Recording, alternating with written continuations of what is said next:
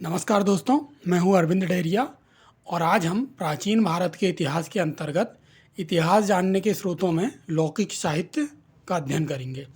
तो अगर हम लौकिक साहित्य की बात करें, इसके पहले वाले लेक्चर में हमने धार्मिक साहित्य के बारे में पढ़ा था। तो लौकिक साहित्य की बात करें तो इसमें जो महत्वपूर्ण ग्रंथ हैं वो पहला है अर्थशास्त्र, जिसके रचनाकार हैं कौटिल्य। इनका दूसरा नाम क्या है? विष्णुगुप्त। और यह चंद्रगुप्त मौर्य के प्रधानमंत्री थे। कौन थे? चंद्रगुप्त मौर्य के प्रधानमंत्री। और यह मौर्यकालीन ग्रंथ है। अब अगर हम इसमें महत्वपूर्ण तथ्यों में बात करें तो कामंदक नामक व्यक्ति ने नीतिसार ग्रंथ लिखा, जिसमें अर्थशास्त्र के जो सिद्धांत हैं उनका संकलन किया गया।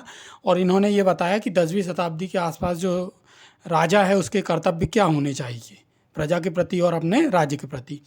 अब हम अगले ग्रंथ में आएँ तो यह है राजतरंगिणी। राजतरंगिणी भारत में क्रमबद्ध इतिहास लेखन का प्रथम प्रयास है। इसके रचनाकार कौन है दोस्तों? कल्हण। कौन है? कल्हण। राजतरंगिणी के रचनाकार कौन है? कल्हण। और राजतरंगिणी में किस राज्य के इतिहास का वर्णन है दोस्तों? तो कश्मीर के इतिहास का वर्णन। किसका? कश्मीर के। और इसमें आदिकाल से लेके 1151 ईस्वी तक के इतिहास का वर्णन किया गया है। आदिकाल से लेके 1151 ईस्वी तक कश्मीर के इतिहास का। आगे अगर हम बात करें तो सोमेश्वर जो हैं, इनके ग्रंथ कौन कौन से हैं? रसमाला और कीर्ति कौमुदी। कौन कौन से? रसमाला और कीर्ति कौमुदी, मेरुतुंग का प्रबंध चिंतामणि और राजशेखर का प्रबंध कोश। ठीक है। इसमें गुजरात के चालुक्य वंश के बारे में बताया गया है। किस वंश के? चालुक्य वंश के। अगर प्रश्न आए कि रसमाला और कीर्ति कौमुदी किसके ग्रंथ हैं, तो किसके हैं दोस्तों? सोमेश्वर के। अब हम अगर आगे आएँ तो चचनामा जो ग्रंथ है, इसमें अरबों की सिंध विजय की जानकारी मिलती है। किसकी? अरबों की सिंध विजय की जानकारी। यहाँ अरबी भाषा में लिखा गया और इसका फारसी अनुवाद किसके द्वारा किया गया? खुफी के द्वारा। किसके द्वारा? खुफी के द्वारा। इसके रचनाकार कौन है? अली अहमद। कौन है दोस्तों? अली अहमद। और इसके अन्य नाम क्या हैं? फतहनामा सिंध और तारीख अल सिंध बस सिंध। क्या? तारीख अल सिंध बस हिंद। ये अन्य नाम हैं इसके दो। 2020 MPPSC में इससे प्रश्न आया था कि चचनामा के अनुसार सिंध की राजधानी क्या है, तो उसमें देवल और अरोड़ और भी ऑप्शन दिए गए थे। तो सही आंसर क्या है? अरोड़। अब हम अगर आगे आएँ तो अष्टाध्यायी किसका ग्रंथ है? पाणिनि का। यह संस्कृत भाषा में रचित है और यह मूलतः व्याकरण ग्रंथ है। कौन सा ग्रंथ है दोस्तों? व्याकरण। अब हम गार्गी संहिता की बात करें तो गार्गी संहिता की रचनाकार कौन है? वात्स्यायन। और यह ज्योतिष का ग्रंथ है। किसका ग्रंथ है? ज्योतिष का। मुद्रा राक्षस बाणभट्ट का ग्रंथ है। हर्षचरित भी बाणभट्ट का ग्रंथ है। बाणभट्ट जो है हर्षवर्धन के दरबारी थे। ठीक है। अब गौड़बहु की बात करें हम आगे तो गौड़बहु जो है बागपति का ग्रंथ है। किसका? बागपति। और इसमें कन्नौज नरेश यशोधर्मन द्वारा गौड़ नरेश द्वारा के ऊपर हमला और उसके वध का वर्णन किया गया। किसका? कन्नौज नरेश यशोधर्मन द्वारा गौड़ नरेश के ऊपर हमला और उसके वध का वर्णन। अब हम विक्रमांक देव चरित की बात करें तो इसकी रचनाकार हैं बिल्हण। आगे नवशाहसांग चरित पद्मगुप्त। और इसमें परमार वंशीय मुंज परमार और सिंधुराज परमार के विषय में बताया गया है। मुंज परमार और सिंधुराज परमार। रामचरित जो है संध्याकर नंदी का ग्रंथ है। बलजाल चरित जो है आनंद भट्ट का ग्रंथ है। किसका? आनंद भट्ट का। कुमारपाल चरित हेमचंद्र का। किसका? हेमचंद्र का। पृथ्वीराज विजय जयानक का। प्रबंध कोश बाल रामायण और काव्य मीमांसा। ये तीनों ग्रंथ किसने लिखे हैं? राजशेखर ने। प्रबंध कोश, बाल रामायण और काव्य मीमांसा किसने लिखे दोस्तों? राजशेखर ने। अब हम चोल इतिहास की बात करें कि चोल इतिहास जानने के स्रोत कौन कौन से हैं, तो एक कलिंगत्तुपर्णी ग्रंथ है। कौन सा? कलिंगत्तुपर्णी, जिसमें चोल नरेश कुलोतुंग प्रथम की कलिंग विजय का वर्णन है। किसका? कुलोतुंग प्रथम की कलिंग विजय का वर्णन। इसके अलावा जो है नंदी कलंबकम और चोल चरित। नंदी कलंबकम और चोल चरित, ये चोल इतिहास जानने के लिए हमारे पास उपलब्ध ग्रंथ हैं। पल्लवों की बात करें तो पल्लवों की जानकारी हमें संगम साहित्य से प्राप्त होती है। अब हम कन्नड़ की बात करें तो कन्नड़ जो है कन्नड़ में जो महत्वपूर्ण ग्रंथ है विक्रमार्जुन विजय और गदा युद्ध। तो विक्रमार्जुन विजय किसका ग्रंथ है दोस्तों? पंप का। और गदा युद्ध किसका है? रन्न का। किसका दोस्तों? गदा युद्ध किसका ग्रंथ है? रन्न का। और विक्रमार्जुन विजय पंप का। ये सब प्रश्न एक एक जो ऑब्जेक्टिव में पूछे जाते हैं इस तरीके से कि भाई विक्रमार्जुन विजय किसका ग्रंथ है, ठीक है, तो पंप, और गदा युद्ध किसका ग्रंथ है? रन। तो ऐसे हम याद रखेंगे इनको। अब हम विदेशी विवरण की बात करें तो विदेशी विवरण में यूनानी है, रोमन है, चीनी है और अरबी। तो हम अगर यूनानी और रोमन की बात करें तो सबसे पहला जो नाम है हमारे पास वो क्या है? टेसियस। टेसियस जो है ईरान का राजवैद्य था और इसका जो इतिहास लेखन है ये आश्चर्यजनक अफवाहों पर आधारित है जिसका उतना महत्व नहीं है। अब हम आगे आएँ हेराडोट्स की। तो हेराडोट्स का कौन सा ग्रंथ है दोस्तों? हिस्टोरी का। और इसे हेराडोट्स को इतिहास का पिता कहा जाता है। क्या कहा जाता है? इतिहास का पिता, हेराडोट्स को दोस्तों, ठीक है। और इस ग्रंथ में 500 ईसा पूर्व में भारत और फारस के संबंध कैसे थे उसका विवरण दिया गया है।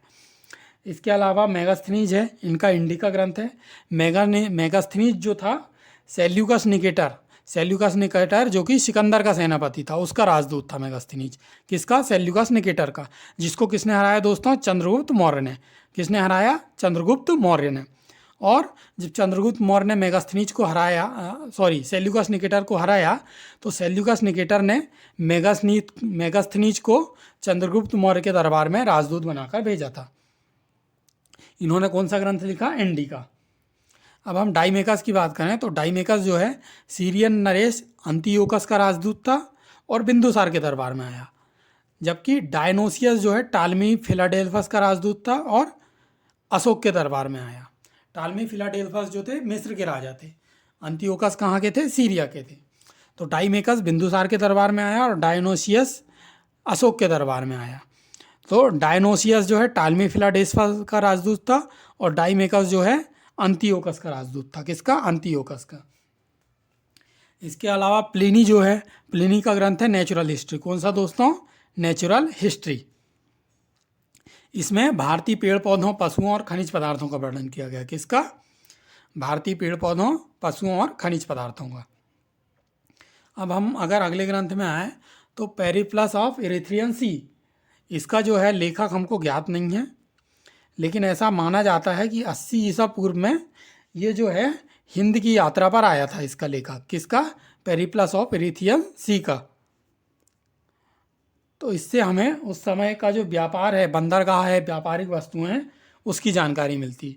बंदरगाहों की, व्यापारिक वस्तुओं की और व्यापार वाणिज्य की, ठीक। अब हम अगर अगले उसमें आए तो चीनी लेखकों में कौन कौन है महत्वपूर्ण? Fahien, Sungyun, Hiuen Tsang, Itsing. ये कभी कभी एसएससी में ऑर्डर में पूछ लिए जाते किस ऑर्डर में आए। तो सबसे पहले आया फाह्यान, फिर सुंग्यान, हेनसांग और इत्सिंग। तो फाह्यान जो है चंद्रगुप्त द्वितीय विक्रमादित्य के दरबार में आया था 375 से 415 ईस्वी के आसपास। ये भारत में रहा और इसने मध्य देश के समाज और संस्कृति का वर्णन किया है। इसके अलावा सुंग्यान जो है 518 ईस्वी में आया उत्तर गुप्त काल में। कब आया? उत्तर गुप्त काल में। हेनसांग जो है इनका अन्य नाम क्या है? युवान च्वांग। क्या है दोस्तों? युवान च्वांग। और यह हर्षवर्धन के दरबार में आया। किसके? हर्षवर्धन के दरबार में भी आया और 16 वर्ष तक इसने भारत की यात्रा की या भारत में रहा, जबकि 6 वर्ष इसने नालंदा में अध्ययन किया। इसका ग्रंथ क्या है? सी यू की। क्या नाम है इसके ग्रंथ का? सी यू की।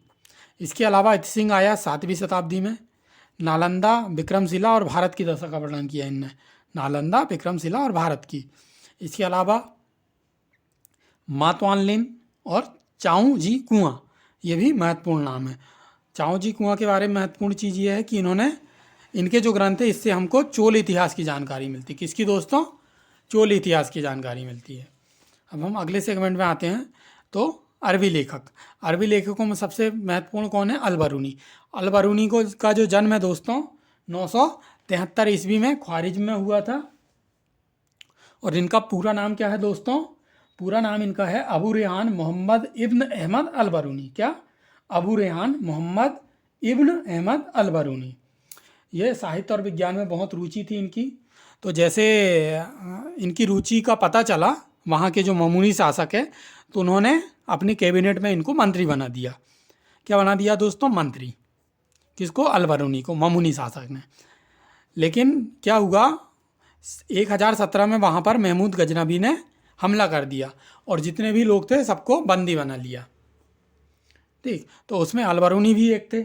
जब महमूद गजनबी को इनका पता चला कि ये विद्वान आदमी है, तो महमूद गजनबी ने इनको राज ज्योतिषी का पद दे दिया। किसका? राज ज्योतिषी का। ये जो हैं अलबरूनी, इनको अरबी, फारसी और संस्कृत का ज्ञान था। किसका? अरबी, फारसी और संस्कृत का। इनका ग्रंथ कौन सा है? तहकीक-ए-हिंद। कौन सा ग्रंथ है दोस्तों? तहकीक-ए-हिंद। और इन्होंने जो है फारसी मतलब यूनानी और भारतीय दोनों पद्धति से इनको ज्योतिष आती थी, भारतीय तरीके से भी और यूनानी तरीके से भी। अब हम बात करें इस काल में भारत में शिक्षा के प्रमुख केंद्र कौन कौन से थे? तो बनारस और कश्मीर। कौन कौन से थे दोस्तों? बनारस और कश्मीर। कौन सी? 10वीं शताब्दी में, 10वीं और 11वीं शताब्दी में, जब अलबरूनी भारत आया था या महमूद गजनबी भारत आया था। अब अन्य जो महत्वपूर्ण लेखक हैं उसमें इब्न खुर्दब, जिनका ग्रंथ है किल्बुल मसालिक वल ममालिक। क्या? किल्बुल मसालिक वल ममालिक। जबकि अलमसूदी है, अलमसूदी का ग्रंथ कौन सा है? मुरुज्जम जहम। कौन सा? मुरुज्जम जहम। मीर मोहम्मद मासूम, इनका ग्रंथ है तारीख़ सिंध। ये महत्वपूर्ण है। मीर मोहम्मद मासूम, तारीख़ सिंध इनका ग्रंथ। शेख अब्दुल हसन, इनका ग्रंथ है कामिल उत तवारिक। कौन सा ग्रंथ है दोस्तों? कामिल उत तवारिक। और इस ग्रंथ में मोहम्मद गौरी की भारत विजय का वर्णन है। किसका दोस्तों? मोहम्मद गौरी की भारत विजय का। इसके अलावा हम तिब्बती लेखकों की बात करें तो तिब्बती में लेखकों में महत्वपूर्ण जो हैं तारानाथ हैं, और इनके ग्रंथ है कंगियूर और तंगियूर। कौन कौन से? कंगियूर और तंगियूर।